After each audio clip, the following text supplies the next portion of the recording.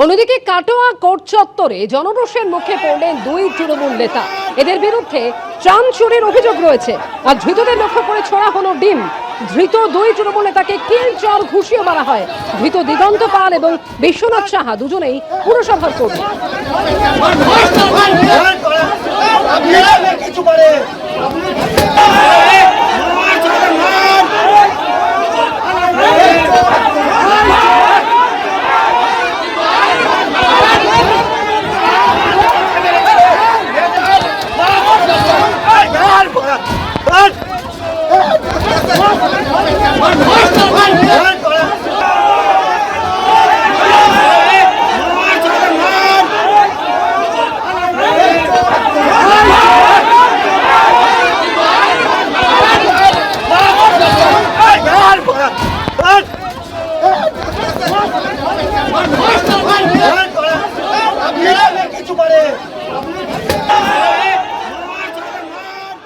কোথাও কাটমানি নেওয়ার অভিযোগ, আবার কোথাও তোলাবাজির অভিযোগ, এরকমই একাধিক অভিযোগে জায়গায় জায়গায় দেখা যাচ্ছে বিক্ষোভের মুখে পড়ছেন তৃণমূল নেতারা।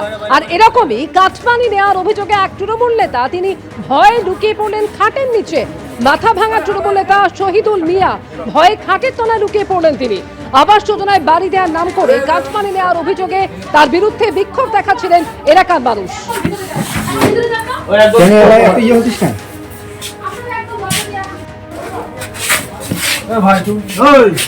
আমরা আছি তাই না বাইরে বাইরে বাইরে বাইরে তাদের বাইরে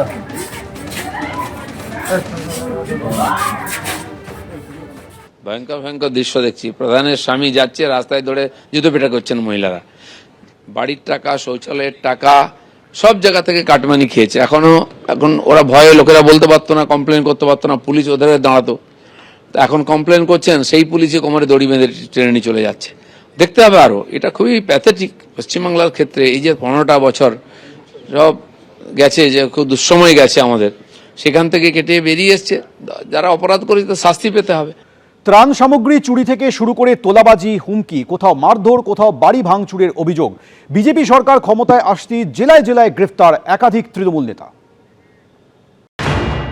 তোলাবাজি, ত্রাণ সামগ্রী চুরি, হুমকি, নির্যাতন, বিজেপি কর্মীদের বাড়ি ভাঙচুর, এমনই একাধিক অভিযোগে রাজ্যের বিভিন্ন প্রান্ত থেকে গ্রেফতার একাধিক তৃণমূল নেতা। পশ্চিম বর্ধমানের লাউদোহায় অবৈধভাবে বালি পাচারের অভিযোগে গ্রেফতার করা হলো তৃণমূলের অঞ্চল সভাপতি গৌতম ঘোষকে। ধৃতকে ঘিরে উঠল চোর চোর স্লোগান।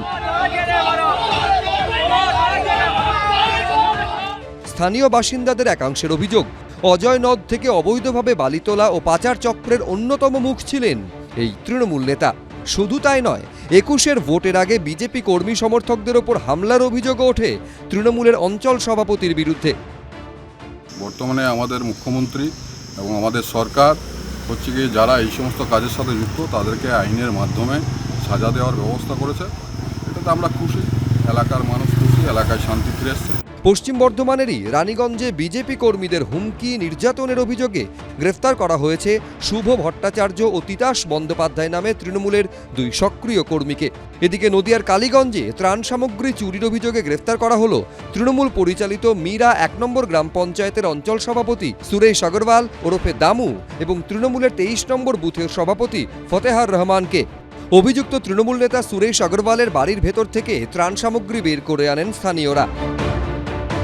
সাধারণ মানুষই বাড়ি দরজা ভেঙে বার করছে, আমাদেরকে যেতে হয়নি বা পুলিশকে যেতে হয়নি। মানুষই তার কাজ করে নিচ্ছে, কারণ তাদের অধিকার লুণ্ঠিত হয়েছে। হুগলি সিঙ্গুরে তোলাবাজি ও বিজেপি কর্মীদের মারধর সহ একাধিক অভিযোগে গ্রেফতার হয়েছেন বরা পঞ্চায়েতের তৃণমূলের সদস্য অষ্টু কোলে। মানুষকে হুমকি দিতেন, ভয় দেখাতেন, খুন করে দেবো, মার্ডার করে দেবো, এই রকম ভয় দেখিয়ে ভোট লুট করতেন। আমরা ধন্যবাদ জানাই যে এই রকম ক্রিমিনালদের আগামী দিনে আরও তুলবে। যদিও নিজের বিরুদ্ধে ওঠা সমস্ত অভিযোগ অস্বীকার করেছেন তিনি। চুরি যে কেস দেওয়া হয়েছে ওগুলো মিথ্যে অভিযোগ করে কেস দেওয়া হয়েছে।